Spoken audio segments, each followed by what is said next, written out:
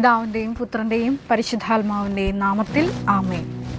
പരിശുദ്ധ ദൈവമാതാവിൻ്റെ കരം പിടിച്ച് ദൈവപിതാവിനെ മുഖാഭിമുഖം കാണുവാൻ ഈ ഭൂമിയിലായിരുന്നു കൊണ്ട് മരിയൻ ഉടമ്പടിയെടുത്ത് കൂടുതൽ വിശ്വസ്തയോടെ തീക്ഷ്ണതയോടെ മുന്നേറാൻ ഉതകുന്ന ലിവിങ് ഓറക്കിൾസ് ജീവവചസ്സുകൾ എന്ന വലിയ ശുശ്രൂഷയുടെ 8ാമത്തെ എപ്പിസോഡിലേക്ക് എല്ലാവരെയും സ്നേഹപൂർവ്വം സ്വാഗതം ചെയ്യുന്നു. ഇന്ന് നമ്മൾ പ്രത്യേകമായിട്ട് സാക്ഷ്യ വചന വിശകലനത്തിനായി എടുത്തിരിക്കുന്നത് കോഴിക്കോട് നിന്നുള്ള ശീതൾ എന്ന ഒരു കൊച്ചു മകളുടെ സാക്ഷ്യമാണ്.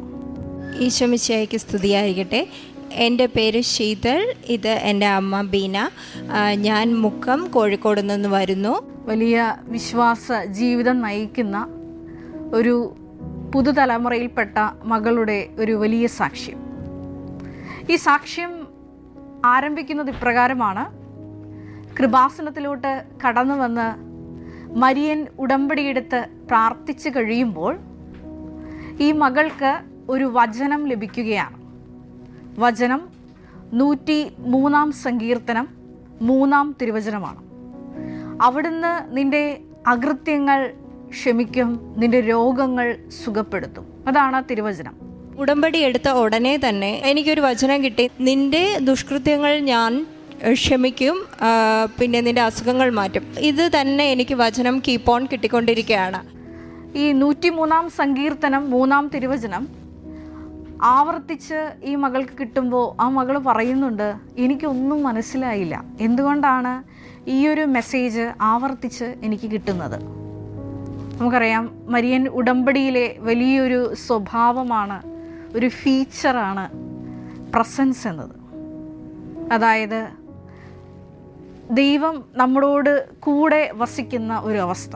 അതുകൊണ്ട് തന്നെ ഈശോയുടെ മനസ്സിലുള്ള കാര്യങ്ങൾ ഈശോ തൻ്റെ സ്വന്തപ്പെട്ടവരോട് പങ്കുവയ്ക്കും. അപ്പോൾ ഈ മകള് പിന്നീട് പറയുകയാണ്, അടിസ്ഥാനപരമായി ഞാൻ ന്യായവും സത്യവും മാത്രം പ്രവർത്തിച്ച് ജീവിക്കുന്ന ഒരാളാണ്. കാരണം എനിക്കറിയാം ദൈവത്തെ പറ്റിക്കാൻ പറ്റില്ല. ഞാൻ അടിസ്ഥാനപരമായി വിശ്വസിക്കുന്ന ഒരു കാര്യം, ദൈവത്തെ നമുക്ക് പറ്റിക്കാൻ സാധിക്കില്ല. അതുകൊണ്ട് തന്നെ ന്യായമായതും സത്യമായതും ചെയ്യാൻ കൂടുതൽ ഞാൻ ശ്രമിക്കാറുമുണ്ട്. അതുകൊണ്ട് തന്നെ വളരെ വിശുദ്ധിയുള്ള ഒരു ജീവിതമാണ് ഈ മകള് നയിച്ചുകൊണ്ടിരിക്കുന്നത്. അതായത് മകള് പറയുന്നുണ്ട്, ഞാൻ വ്യക്തിപരമായ പ്രാർത്ഥന നടത്തുന്ന ആളാണ്, ജപമാല പ്രാർത്ഥന, അതുപോലെ തന്നെ കാരുണ്യ പ്രവർത്തികൾ ചെയ്യുന്ന മകളാണ്, അങ്ങനെ വിശുദ്ധ ബലിയിൽ പങ്കെടുക്കുന്ന മകളാണ്. ഞാൻ ചെയ്യാവുന്ന എനിക്ക് പറ്റുന്ന എല്ലാ കാരുണ്യ പ്രവൃത്തികളും ചെയ്തിരുന്നു. വചനം വായിക്കുമായിരുന്നു, ബലിയിൽ സജീവമായി പങ്കെടുക്കാൻ ചെയ്തിരുന്നു. അങ്ങനെ എന്നാൽ കഴിയുന്നതെല്ലാം ഞാൻ ചെയ്തിരുന്നു. എന്നും ജപമാല അഡീഷണലായിട്ട് ചെല്ലാനുള്ള ഒരു അനുഗ്രഹവും ദൈവം എനിക്ക് തന്നിരുന്നു. അങ്ങനെ വ്യക്തിപരമായ വലിയ പ്രാർത്ഥനയുള്ള ഒരു മകളാണ്. അപ്പോൾ ഈ മകൾ പറയുകയാണ്, ഇങ്ങനൊരു സന്ദേശം കിട്ടിയപ്പോൾ എനിക്ക് ആദ്യം ഒന്നും മനസ്സിലായില്ല, പക്ഷേ ഈ ആവർത്തിച്ച ഈ വചനം കിട്ടിക്കൊണ്ടിരുന്നു. തുടർന്ന് വിശുദ്ധിയിൽ മുന്നേറി ഉടമ്പടിയുടെ 90 ദിവസമൊക്കെ പൂർത്തിയാക്കി കഴിഞ്ഞ് മരിയൻ ഉടമ്പടി പുതുക്കി കഴിയുമ്പോൾ ഈ മകൾ ഒരു ദിവസം തലകറങ്ങി വീഴുകയാണ്. ഇങ്ങനെ ഇരിക്കുമ്പോൾ ഒരു ദിവസം 2ാമത്തെ ഉടമ്പടി എടുത്തു കഴിഞ്ഞപ്പോൾ ഞാൻ തലകറങ്ങി വീണു. അതിൻ്റെ കാരണം എനിക്ക് ബ്രെയിൻ ട്യൂമർ എന്നുള്ളതായിരുന്നു. ആദ്യമായിട്ട് എനിക്കുണ്ടായ ഒരു പ്രശ്നം അതാണ്. അങ്ങനെ കാര്യങ്ങളൊക്കെ കൈവിട്ടു പോകുന്നൊരവസ്ഥ. ഡോക്ടറുടെ അടുത്ത് ചെല്ലുമ്പോൾ ഇൻവെസ്റ്റിഗേഷൻസ് എല്ലാം ചെയ്യുന്നു. ഈ മകൾക്ക് ബ്രെയിൻ ട്യൂമറാണെന്നാണ് സ്കാനിങ്ങിൽ തെളിയുന്നത്. ഡോക്ടറെ കണ്ടു.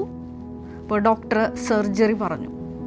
പക്ഷേ ഇവിടെ ഒരു വിഷയമുള്ളത്, ഈ മകളോട് ഡോക്ടർ പറയുന്നത് ഇപ്രകാരമാണ്: 65% മാത്രമേ ഈ ബ്രെയിൻ ട്യൂമർ നീക്കം ചെയ്യാൻ പറ്റുകയുള്ളൂ. അപ്പോൾ ഈ സർജറി കഴിഞ്ഞാലും ഒത്തിരിയേറെ കോംപ്ലിക്കേഷൻസ് ഉണ്ടാവാൻ സാധ്യതയുണ്ട്. അതായത് cognitive and speech problems, paralysis പോലെയുള്ള പ്രോബ്ലംസ് ഉണ്ടാകാനുള്ള സാധ്യത ഉണ്ടെന്ന് കൂടി ഡോക്ടർ കൂട്ടിച്ചേർക്കുന്നുണ്ട്. ഇതുകൊണ്ട് ഒരുപാട് പാരലൈസിങ്, ചിലപ്പോൾ ഒരുപാട് സൈഡ് എഫക്ട്സ് ഉണ്ടാവാനുള്ള ഒരു ചാൻസ് ഉണ്ട്. ലാംഗ്വേജ് ഒക്കെ പോകാനുള്ള ചാൻസ് ഉണ്ട്. അയാൾക്ക് എണീറ്റ് നിൽക്കാൻ പറ്റില്ല. ഇങ്ങനെയുള്ളൊരു ബുദ്ധിമുട്ട് വന്നു. ഇത്തരത്തിലുള്ള ഒരു വലിയൊരു ക്രൈസിസിലൂടെ കടന്നു പോകുന്ന സമയത്ത് ഈ മകൾ ചെയ്ത 2 കാര്യങ്ങൾ സാക്ഷ്യത്തിൽ ഈ മകൾ തന്നെ പങ്കുവയ്ക്കുന്നുണ്ട്. ഒന്നാമതായിട്ട് ബഹുമാനപ്പെട്ട VP ജോസഫ് അച്ഛനെ വന്ന് കണ്ട് കൈവെപ്പ് ശുശ്രൂഷ സ്വീകരിക്കുന്നു. ജോസഫ് അച്ഛൻ്റെ അടുത്ത് വന്നു, തലയിൽ കൈവച്ച് പ്രാർത്ഥിപ്പിച്ചു, നന്നായി ഒന്ന് കുമ്പസാരിച്ചു. എന്നിട്ടാണ് ഞാൻ സർജറിക്ക് പോയത്. അച്ഛൻ്റെ ആ കൈവപ്പ് ശുശ്രൂഷ സ്വീകരിച്ചുകൊണ്ടാണ് ഈ മകള് സർജറിക്ക് പോകുന്നത്.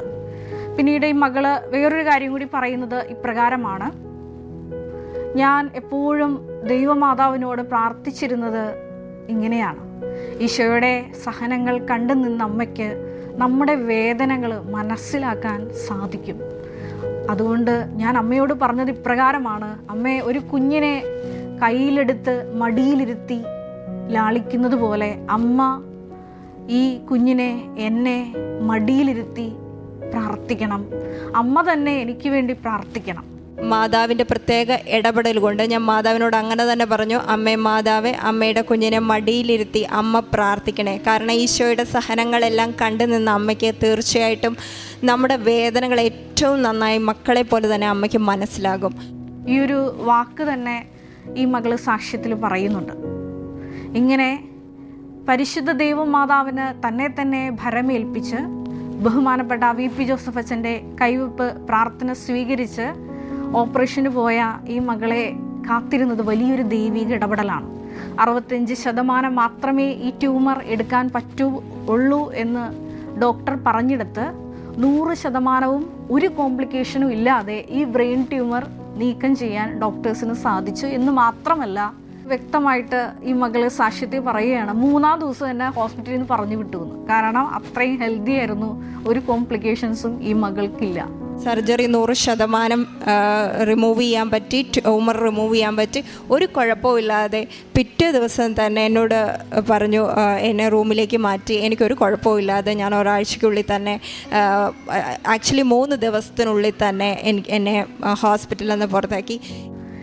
അതായത് മരിയൻ ഉടമ്പടിയുടെ 2ാമത്തെ ഒരു ഫീച്ചറാണ് ടൈം ഷോർട്ടനിങ്. ആ ഒരു വലിയ പ്രതിഭാസം ഈ മകളുടെ ഹീലിങ്ങിൽ കാണുന്നുണ്ട്. വീണ്ടും നമ്മൾ ഈ സാക്ഷ്യത്തിലോട്ട് കടന്നു വരുമ്പോൾ നമ്മൾ ആദ്യം കണ്ടൊരു വചന പ്രകാരമാണ് 103-ാം സങ്കീർത്തനം 3-ാം തിരുവചനം. അവിടുന്ന് നിന്റെ അകൃത്യങ്ങൾ ക്ഷമിക്കുന്നു, നിന്റെ രോഗങ്ങൾ സുഖപ്പെടുത്തുന്നു. വിശുദ്ധ മർക്കോസിൻ്റെ സുവിശേഷത്തിൽ സമാനമായിട്ടുള്ള ഒരു തിരുവചന ഭാഗം നമ്മൾ വായിക്കുന്നുണ്ട്. തളർവാദ രോഗിയെ സുഖപ്പെടുത്തുന്നൊരു ഭാഗമാണ്.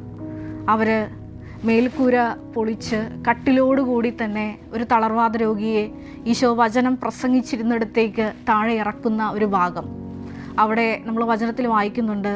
അവരുടെ വിശ്വാസം കണ്ട് ഈശോ തളർവാദ രോഗിയോട് പറയുന്നത് പ്രകാരമാണ്: മകനെ, നിന്റെ പാപങ്ങൾ ക്ഷമിക്കപ്പെട്ടിരിക്കുന്നു. ഇത് കണ്ട് നിയമജ്ഞർ പറയുന്നുണ്ട് ഇത് ദൈവദൂഷണമാണ്. പക്ഷേ ഈശോ വീണ്ടും ആവർത്തിക്കുകയാണ്. മർക്കോസ് 2:10-11 തിരുവചനങ്ങളിലൂടെ ഭൂമിയിൽ മനുഷ്യപുത്രന് പാപങ്ങൾ മോചിക്കാൻ അധികാരമുണ്ട് എന്ന് അറിയേണ്ടതിന് ഞാൻ തളർവാദ രോഗിയോട് പറയുന്നു, നിന്റെ കിടക്കയും എടുത്ത് വീട്ടിലേക്ക് മടങ്ങുക എന്ന്. ഈ ഒരു വലിയ സുവിശേഷ ഭാഗത്തിലൂടെ നമുക്ക് മനസ്സിലാക്കാം, മനുഷ്യപുത്രന് പാപം മോചിക്കാൻ അധികാരം നൽകപ്പെട്ടിരിക്കുന്നു. ഈ മകള് തൻ്റെ സാക്ഷ്യത്തിൽ ആവർത്തിക്കുന്നുണ്ട്, ഞാൻ കുംഭസാരത്തിൽ വിശ്വസിക്കുന്ന ഒരാളാണ്. ഈ മകള് ഈ ഒരു 103-ാം സങ്കീർത്തനം 3-ാം തിരുവചനം ഈശോ സംസാരിച്ചതനുസരിച്ച് ആ വെളിപാട് സ്വീകരിച്ചുകൊണ്ടാണ് പറയുന്നത്, ഞാൻ കുംഭസാരത്തിൽ വിശ്വസിക്കുന്നു, ഈശോ പാപങ്ങൾ ക്ഷമിക്കുമെന്ന് ഞാൻ പൂർണ്ണമായി വിശ്വസിക്കുന്നു എന്ന്. വീണ്ടും നമുക്ക് മറ്റൊരു തിരുവചന ഭാഗം ബൈബിളിൽ വായിച്ചെടുക്കാൻ പറ്റും. സുവിശേഷത്തിൽ തന്നെയാണ്. മത്തായിയുടെ സുവിശേഷം 1-ാം അധ്യായം 21-ാം തിരുവചനം. അവൾ ഒരു പുത്രനെ പ്രസവിക്കും, അവന് ഈശോ എന്ന് പേരിടണം, അവൻ തൻ്റെ ജനത്തെ തൻ്റെ പാപങ്ങളിൽ നിന്ന് മോചിപ്പിക്കുമെന്ന്. ഇവിടെയും നമുക്ക് കാണാൻ സാധിക്കുന്നത് ഇപ്രകാരമാണ്: അവൾ ഒരു പുത്രനെ പ്രസവിക്കും, അവന് യേശു എന്ന് പേരിടണം, അവൻ തൻ്റെ ജനത്തെ പാപങ്ങളിൽ നിന്ന് മോചിപ്പിക്കും. ഈശോയ്ക്ക് പാപം മോചിക്കാൻ അധികാരമുണ്ട്. ഈശോയുടെ ഈ മനുഷ്യാവതാരം തന്നെ മനുഷ്യകുലത്തെ പാപങ്ങളിൽ നിന്ന് വീണ്ടെടുക്കുവാനുള്ള ദൈവപിതാവിൻ്റെ ഒരു വലിയ പദ്ധതിയാണെന്ന് ഈ തിരുവചനത്തിൽ വ്യക്തമായിട്ട് നമ്മൾ വായിക്കുന്നുണ്ട്. ഇവിടെ ദൈവമാതാവിൻ്റെ ഈ ഒരു രക്ഷാകര കർമ്മത്തോടുള്ള സഹകരണം നമ്മൾ കൂട്ടി വായിക്കേണ്ടതാണ് ഈ മകളുടെ സാക്ഷ്യത്തെ അടിസ്ഥാനമാക്കി. കാരണം ഈ മകൾ പറയുന്നുണ്ട്, ഇങ്ങനെ ഒരു സഹന സാഹചര്യത്തിലൂടെ ഞാൻ കടന്നുപോയപ്പോൾ, ഗുരുതരമായൊരു അസുഖം എന്നെ വേട്ടയാടിയപ്പോൾ ഈ വിഷയം ഞാൻ ദൈവമാതാവിനെയാണ് ഏൽപ്പിച്ചത്. ദൈവമാതാവിനെ ഏൽപ്പിച്ചപ്പോഴാണ് സമയച്ചുരുക്കത്തിലൂടെ ഈ മകൾക്ക് വലിയൊരു സൗഖ്യം കിട്ടിയത്. ഞാൻ ഇന്ന് ഓർക്കുകയാണ്, ഈ കൊറോണ കാലഘട്ടം കഴിഞ്ഞ സമയത്ത് 2020 ശേഷമാണ് ഒരു സന്യസ്ത സമൂഹം കൃപാസനത്തിൽ ഉയർന്നു വരുന്നതുമായിട്ട് ബന്ധപ്പെട്ട് ബഹുമാനപ്പെട്ട VP ജോസഫ് അച്ഛൻ അഭിമന്യ ആലപ്പുഴ രൂപതാധ്യക്ഷന് ആദ്യമായിട്ടൊരു കത്ത് എഴുതുന്നത്. അപ്പം അതിനോടനുബന്ധിച്ച് ഒരു കോൺസ്റ്റിറ്റ്യൂഷൻ തയ്യാറാക്കാൻ വേണ്ടി അച്ഛനെ സഹായിക്കണമെന്ന് അച്ഛൻ എന്നോട് ആവശ്യപ്പെടുകയുണ്ടായി. അപ്പോൾ ഈ കഴിഞ്ഞ 13 കൊല്ലം ഈ സ്ഥാപനവുമായിട്ട് പരിശുദ്ധ അമ്മയുടെ കരം പിടിച്ച് നടക്കുന്നത് കൊണ്ട്, ഈ ഒരു ക്യാരിസം അറിയാവുന്നതുകൊണ്ട് അച്ഛനെ സഹായിക്കാമോ എന്നോട് അഭ്യർത്ഥിക്കുകയുണ്ടായി. ഈ സമയത്ത് ഞാൻ ആ കാലഘട്ടത്തിൽ ഒരു ദിവസം രാത്രി ഉറങ്ങിക്കൊണ്ടിരിക്കുന്ന സമയത്ത് ഞാൻ എൻ്റെ ചെവിയിൽ വ്യക്തമായിട്ടൊരു ശബ്ദം കേൾക്കുകയാണ്, ജോമോളെ, ആംസ്റ്റർഡാമിലെ അപ്പാരിഷൻ നീ പഠിക്കണമെന്ന്. അപ്പോൾ എനിക്ക് പ്രത്യേകമായിട്ടുള്ള ദൈവിക സന്ദേശങ്ങൾ കൈമാറിയ എല്ലാവിധ അപ്പാരിഷൻസും, ഞാൻ പ്രസക്തമായ സഭയുടെ അംഗീകാരമുള്ള എല്ലാ അപ്പാരിഷൻസും ഞാൻ ഡീറ്റെയിൽ ആയിട്ട് പഠിച്ചിട്ടുണ്ട്. അപ്പോൾ ആംസ്റ്റർഡാം അപ്പാരിഷനിൽ ദൈവമാതാവ് ഈ കോൺസ്റ്റിറ്റ്യൂഷൻ സംബന്ധമായിട്ട് എന്താണ് ആഡ് ചെയ്യാൻ ആഗ്രഹിക്കുന്നത് എന്നറിയാൻ ഞാൻ വ്യക്തിപരമായി ഈ ഒരു അപ്പാരിഷൻ ഡീറ്റെയിൽ ആയിട്ട് പഠിച്ചു. അപ്പോഴാണ് എനിക്ക് മനസ്സിലായത്, പരിശുദ്ധ ദൈവമാതാവിനെ സഹരക്ഷകയായി അംഗീകരിക്കണം. അതിനുള്ള ഒരു വലിയൊരു ദൈവിക സന്ദേശം ആ ഒരു പ്രത്യേകമായിട്ടുള്ള മരിയൻ പ്രത്യക്ഷീകരണത്തിലൂടെ ഐഡ പീറ്റർമാൻ എന്ന ഒരു യുവതിക്ക് ദൈവപിതാവ് കൈമാറുന്നുണ്ട്.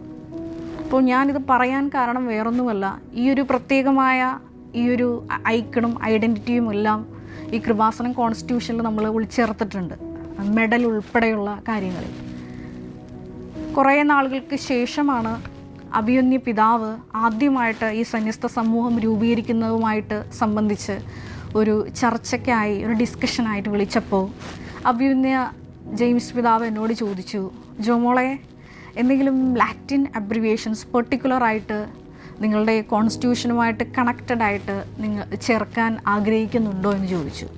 ഞാൻ ഉടനെ തന്നെ ഈ ഒരു വാക്കാണ് പറഞ്ഞത്, യെസ് ലോർഡ്, ഞാൻ ആഗ്രഹിക്കുന്നുണ്ട്. സ്റ്റെബാറ്റ് മാറ്റം, അതൊരു ലാറ്റിൻ വാക്കാണ്. അതായത് മീനിങ് ഇപ്രകാരമാണ്, ആൻഡ് ഷി വാസ് സ്റ്റാൻഡിങ്. അതെ, പരിശുദ്ധ ദൈവമാതാവ് കുരിശിൻ്റെ ചുവട്ടിൽ നിൽക്കുന്ന ഒരു ദൈവമാതാവ്. അത് ദൈവപിതാവ് നമുക്ക് തന്ന ഒരു വലിയൊരു സമ്മാനമാണ്. ഈശോയുടെ തന്നെ സമ്മാനമാണ് ഈ പരിശുദ്ധ ദൈവമാതാവ്. അത് ഈ മകള് സാക്ഷ്യത്തിൽ പറയുന്നുണ്ട്, ഈശോ എനിക്ക് തന്ന സമ്മാനമാണ് എൻ്റെ പരിശുദ്ധ അമ്മ എന്ന്. ഈ സാക്ഷ്യത്തിൻ്റെ 2ാമത്തെ ഭാഗം അതാണ്. ഈശോയുടെ വലിയൊരു ഗിഫ്റ്റാണ് പരിശുദ്ധ ദൈവമാതാവും ഒപ്പം തന്നെ പരിശുദ്ധാത്മാവും. സത്തയിൽ ഒന്നായ, വ്യക്തികളിൽ 3ആയ ത്രിത്വത്തെ നമുക്ക് അനുഭവവേദ്യമാക്കി തരുന്ന വലിയൊരു പ്രാർത്ഥന കൂടിയാണ് ഈ മരിയൻ ഉടമ്പടി എന്നത്. ഈ സാക്ഷ്യത്തിലൂടെ നമുക്ക് വ്യക്തമായിട്ട് വായിച്ചെടുക്കാൻ പറ്റും. അത് എങ്ങനെയാണെന്ന് വെച്ചാൽ, നിങ്ങൾ ആദ്യം ഒരു വചനം ഞാൻ പറഞ്ഞത് ശ്രദ്ധിച്ച് കാണും. 103-ാം സങ്കീർത്തനം 3-ാം തിരുവചനം. അതായത്, നിൻ്റെ അകൃത്യങ്ങൾ ഞാൻ ക്ഷമിക്കും, രോഗങ്ങൾ സുഖപ്പെടുത്തും. ഇത് വരാൻ പോകുന്ന ഒരു വലിയ കാര്യമാണ്. ഇത് യോഹന്നാൻ്റെ സുവിശേഷം 16-ാം അധ്യായം 14-ാം തിരുവചനമാണ്. വരാൻ പോകുന്ന കാര്യങ്ങൾ അവൻ നിന്നെ അറിയിക്കും, അവൻ എനിക്കുള്ളവയിൽ നിന്ന് സ്വീകരിച്ച് നിങ്ങൾക്ക് കൈമാറും, അങ്ങനെ അവൻ എന്നെ മഹത്വപ്പെടുത്തും. വീണ്ടും തിരുവചനത്തിൽ നമ്മൾ വായിക്കുന്നത് ഇപ്രകാരമാണ്, പിതാവിനുള്ളതെല്ലാം എനിക്കുള്ളതാണ്, അതുകൊണ്ടാണ് അവൻ എനിക്കുള്ളവയിൽ നിന്ന് സ്വീകരിച്ച് നിങ്ങളോട് പ്രഖ്യാപിക്കും എന്ന് അവൻ പറഞ്ഞത്. ഇത് പരിശുദ്ധ ത്രിത്വത്തെ സംബന്ധിക്കുന്ന വലിയൊരു തിരുവചന ഭാഗമാണ്. അവൻ എനിക്കുള്ളവയിൽ നിന്ന് സ്വീകരിച്ചിട്ടാണ് നിങ്ങളോട് പ്രഖ്യാപിക്കുന്നത്.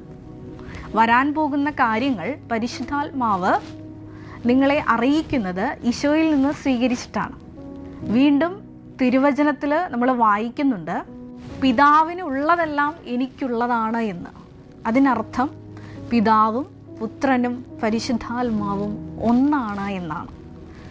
ഇങ്ങനെ ത്രിത്വിക ദൈവത്തിൻ്റെ വലിയൊരു രഹസ്യമാണ് ഈ മകളുടെ ജീവിതത്തിൽ സംഭവിക്കാൻ പോകുന്ന ഒരു വിഷയത്തെ അടിസ്ഥാനമാക്കിയാണ് വരാനിരിക്കുന്ന കാര്യങ്ങൾ ഈ ശീതൾ എന്ന മകളോട് മരിയൻ ഉടമ്പടിയുടെ യോഗ്യതയാൽ കൈമാറുന്നത്, സ്വർഗം കൈമാറുന്നത്. ഇങ്ങനെ സ്വർഗം കൈമാറുക മാത്രമല്ല, ഈ മകള് ആ വചനം വിശ്വസിച്ച് കൂടുതൽ വിശുദ്ധിയോടെ വിശ്വസ്തയോടെ ഉടമ്പടിയിൽ തന്നെ മുന്നേറിയപ്പോൾ ആ മകൾക്ക് സമയച്ചുരുക്കത്തിലൂടെയാണ്, ഭാരലഘുത്വത്തോടു കൂടിയാണ് ഈ ഒരു വലിയ സൗഖ്യാനുഭവം കിട്ടുന്നത്. നമ്മുടെ ജീവിതത്തിലും ഇതുപോലെ തന്നെയാണ്. ഇതുപോലെ വരാനിരിക്കുന്ന കാര്യങ്ങളെല്ലാം നമ്മുടെ ജീവിതത്തിൽ കേൾക്കുമ്പോൾ അത് അവിശ്വസിക്കാതെ വചനം എന്താണോ നമ്മളോട് പറയുന്നത് അത് അതേപടി അനുവർത്തിക്കാനുള്ള വലിയൊരു കൃപയാണ് നമ്മൾ പരിശുദ്ധ ദൈവമാതാവിനോട് മരിയൻ ഉടമ്പടി വഴിയായിട്ട് ചോദിക്കേണ്ടത്. അതാണ് ഈ മകള് ചെയ്യുന്നത്. ഇങ്ങനെ സഹന ദുരിത സാഹചര്യങ്ങളിലൂടെ കടന്നു പോകുമ്പോൾ ഈ മകള് പരിശുദ്ധ ദൈവമാതാവിനോട് പറയുന്നത് ഇപ്രകാരമാണ്: അമ്മേ, അമ്മ ഈശോയുടെ കൂടെ സഹിച്ച ആളാണ്, ജീവിതത്തിൻ്റെ എല്ലാ സഹനാവസ്ഥകളിലൂടെയും പോയിട്ടുള്ള ഒരാളാണ്, ജീവിതത്തിൻ്റെ എല്ലാ സഹനാവസ്ഥകളിലൂടെയും കടന്നു പോയിട്ടുള്ള ആളാണ്. അതുകൊണ്ട് എനിക്ക് വേണ്ടി പ്രാർത്ഥിക്കണം. അമ്മയെ ആ വിഷയം അവൾ പൂർണ്ണമായിട്ട് ഏൽപ്പിക്കുകയാണ്. ഇവിടെയാണ് സമയച്ചുരുക്കം എന്ന വലിയ പ്രതിഭാസം ആ മകൾക്ക് കാണാൻ സാധിക്കുന്നത്. രണ്ടാമതായിട്ട് ആ മകളുടെ ജീവിതത്തിൽ സംഭവിച്ച ഒരുപാട് ഭൗതിക നേട്ടങ്ങളെക്കുറിച്ച് ആ മകൾ പറയുന്നുണ്ട്. 6 വർഷമായിട്ട് ഓസ്ട്രേലിയയിൽ മെഡിക്കൽ ഫിസിക്സ് കോഴ്സ് കഴിഞ്ഞ് ഇവിടെ വന്ന് രജിസ്ട്രേഷൻ എക്സാമിന് വേണ്ടി ശ്രമിക്കുന്നു, നടക്കുന്നില്ല. മരിയൻ ഉടമ്പടി വഴിയായിട്ട് ആ മകൾക്ക് സമയച്ചുരുക്കത്തിലൂടെ ആ വിഷയം സാധിച്ചു കിട്ടുന്നുണ്ട്.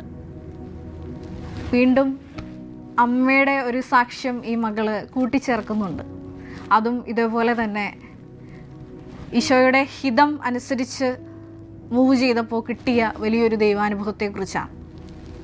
ഈ ശീതളിൻ്റെ സഹോദരന് എമിറേറ്റ് എയർവേസിൽ ഒരു ജോലി കിട്ടണമെന്ന് വലിയ ആഗ്രഹമാണ്. പക്ഷേ ഈ അമ്മ ഈ മകന് വേണ്ടിയിട്ട്, സഹോദരന് വേണ്ടിയിട്ട് ഉടമ്പടി എടുക്കുമ്പോൾ ഈ അമ്മയുടെ മനസ്സിൽ എമിറേറ്റ്സ് എന്നൊരു വാക്കേ ദൈവപിതാവ് കൊണ്ടുവരത്തില്ല. എൻ്റെ അമ്മ ഇവിടെ വന്നിട്ട് ആദ്യം എഴുതിയത് എമിറേറ്റ്സ് എന്ന് ഓർക്കാൻ പറ്റിയില്ല. അതുകൊണ്ട് അമ്മ പറഞ്ഞു, അമ്മയുടെ മനസ്സിൽ വരുന്നത് മുഴുവൻ എത്തിഹാദ് എന്ന ഒരു എയർലൈൻസ് ആയിരുന്നു. അപ്പോൾ ഉടമ്പടിയിൽ വിഷയം വെച്ചപ്പോഴും ഈ അമ്മ പറഞ്ഞത് എത്തിഹാദ് എയർവേസിൽ ജോലി കിട്ടണമെന്നാണ്. അതേപോലെ തന്നെ ദൈവഹിതപ്രകാരം ആ മകന് എമിറേറ്റ്സിലല്ല, എത്തിഹാദ് എയർവേസിൽ എൻജിനീയറായിട്ട് ജോലി കിട്ടുകയാണ്. ഇതെല്ലാം ഭൗതിക ആനുകൂല്യങ്ങളുടെ വലിയൊരു സാക്ഷ്യമാണ്.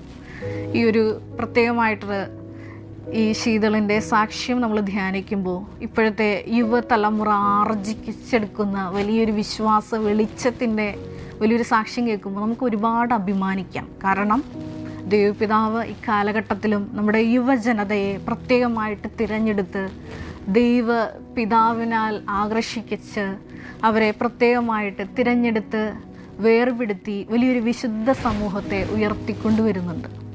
അതിൽ നമുക്ക് ഈശോയ്ക്ക് നന്ദി പറയാം. ഒരു നിമിഷം നമുക്ക് കണ്ണുകളടച്ച് പ്രാർത്ഥിക്കാം.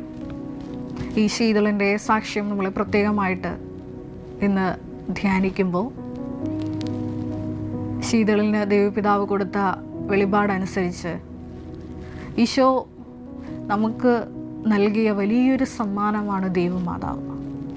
ആ അമ്മയുടെ കരം പിടിച്ച് കുഞ്ഞുങ്ങളെ പോലെ നമ്മളും നമ്മുടെ വിഷയങ്ങൾ സമർപ്പിക്കുമ്പോൾ അമ്മ അത് എത്രയും വേഗം പുത്രനോട് പറഞ്ഞ് നമ്മുടെ ജീവിതത്തിൽ എത്രയും വേഗം ഇടപെട്ട് നമ്മളെയും സാക്ഷികളാക്കി ഉയർത്തും.